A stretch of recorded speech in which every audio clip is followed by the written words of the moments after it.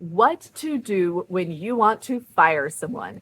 That's what we're going to get into today. And if you are a real estate investor who has anyone on your team, local or long distance like a VA, odds are that at some point you're going to get frustrated with what they've done and you're going to be like, oh my gosh, should I just fire them? That's what we're going to dive in today. And I'm really excited to share all of my wisdom and tricks with you because I get that this is a tough, stressing time. And I want to give you the tools to make it better for you and the other person. Before we dive into this, if you are a real estate investor, I have on my website a free guide called the Freedom Blueprint that helps you identify in your investing business how you're doing, what systems you have in place that help you really reach your goals of financial freedom and time freedom, and where maybe you could put some systems into place because we know systems equal freedom to help you get there. So go on over to adriennegreen.com. That's ADRIENNEGREEN.com and download that free guide today. Now let's dive into what to do when you're thinking about firing someone. And we're going to go through this really 3 different areas. The first is we're going to talk about what needs to happen before we even discuss or think about that F word, okay?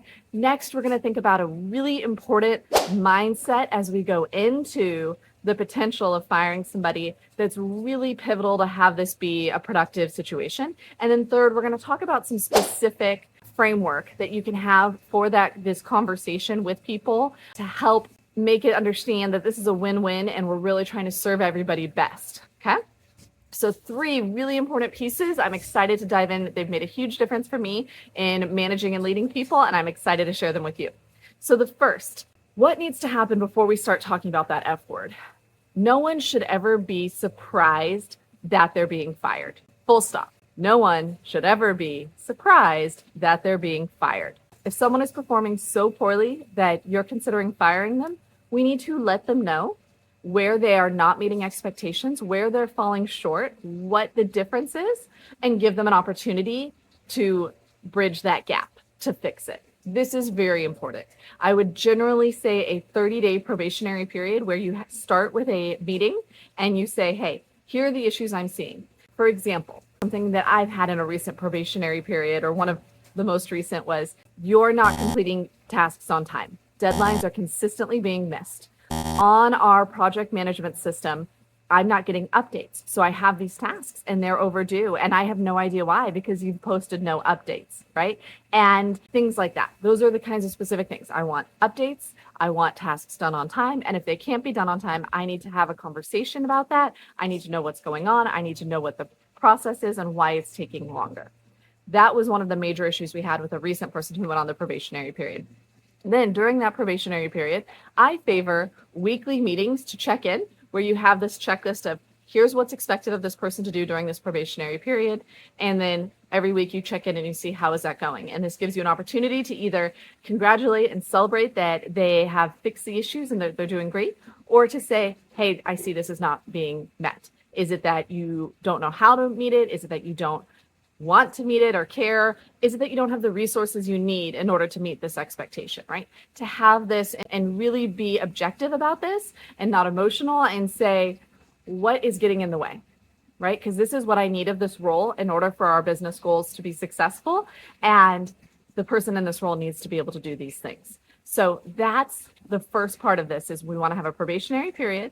We want to have a clear outline of what is not being done. And then we want to have periodic meetings during this probationary period to check on the progress on meeting those goals.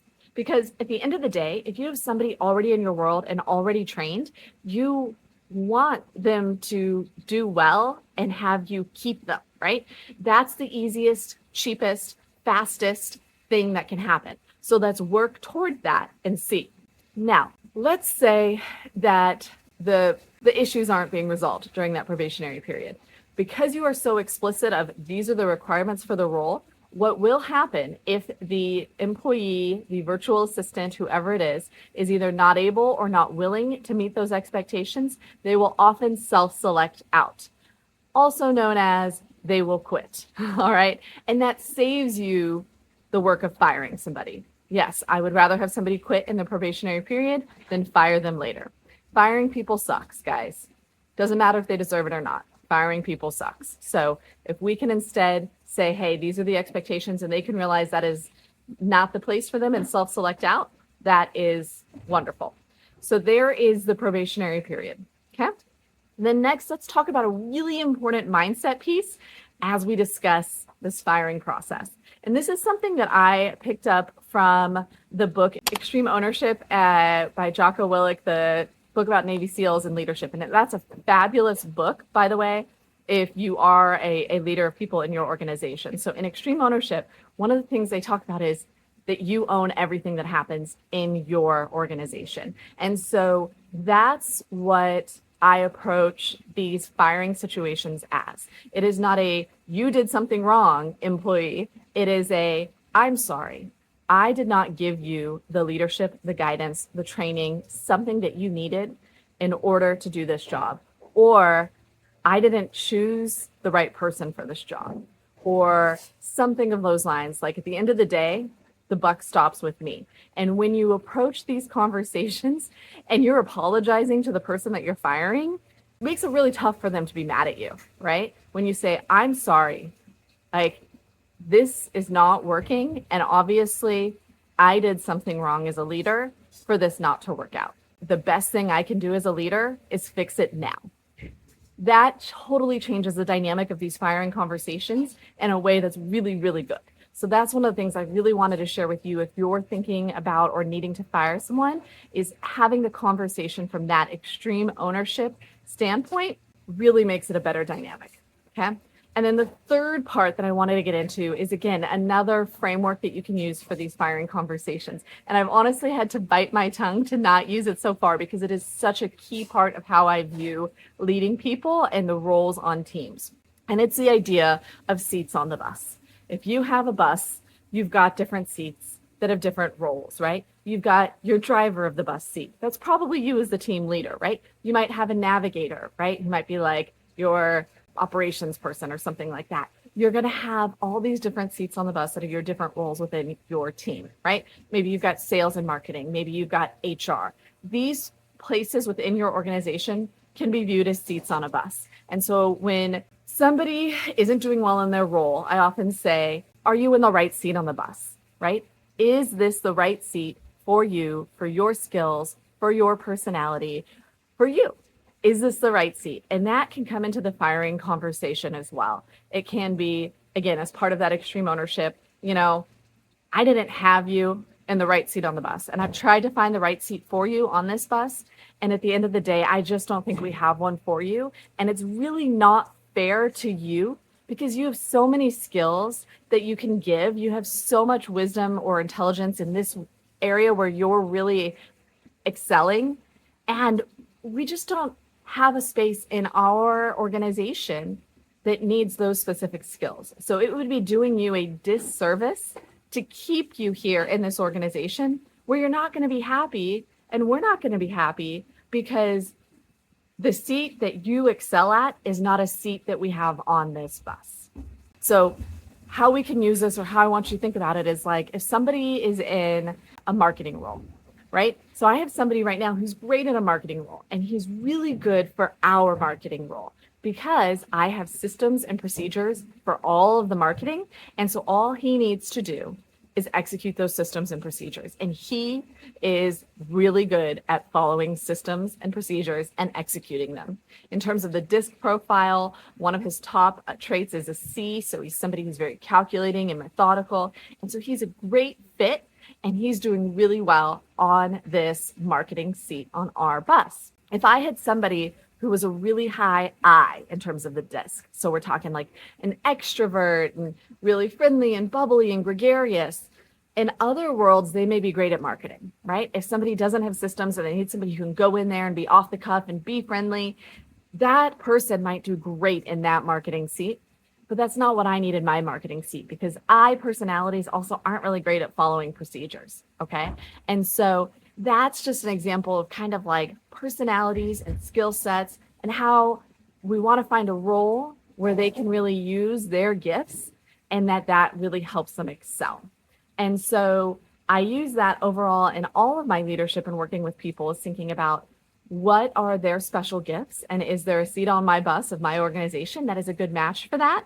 And if not, is my organization or my bus the one that they should be on?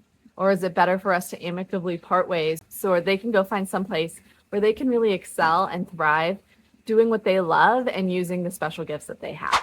So those are kind of our big thoughts as you look at firing somebody. I know it was more of like a people management standpoint and not so much a logistics standpoint. And I think that that's because the people management and the mindset of dealing with an employee who's not meeting your expectations, the stress of that and the emotion of that is typically the toughest part. So when you're dealing with this and when you're frustrated and you want to scream because this person isn't doing what you need them to do, I would say if it's serious enough to think about parting ways, first write out the difference between what they're doing and what you expect them to do, and use that to set up a 1-month probationary period. Have frequent meetings with them during that. Take ownership of your part in this and use that in your conversations. It is not a blame game.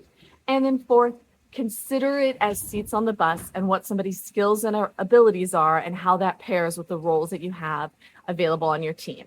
And then we're not firing somebody because they're a bad person or they failed us or anything like that. We're firing somebody because we gave them an opportunity to fill this role and they did not do that. They were not a good fit and we did not have another seat that was a good fit for them. Okay.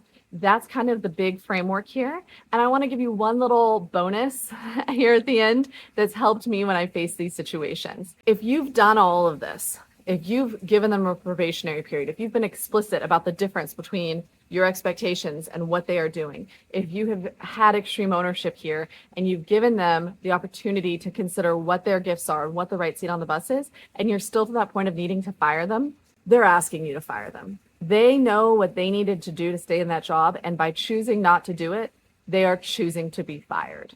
All right. Some people, they don't have it in them to quit. And so they self-sabotage and do actions that they know should lead to them to get fired because they know this isn't the place for them. They know this isn't the right role. This isn't their seat on the bus, but they just don't have it in them to quit. They may be people who are too loyal. I've had that happen before, where someone is just a very loyal person. She is not a quitter, but she was continuing to be in a role that was not a good fit. She wasn't serving our business well. She wasn't serving herself well. And she needed to be fired to free her to go find the role that did fit her well and where she could excel. So it gives you some solace during this time when you have to deal with firing somebody. Consider that if you've done all of this and they still need to be fired because they're not meeting expectations, they want to be fired and they just don't have the strength to quit. Okay.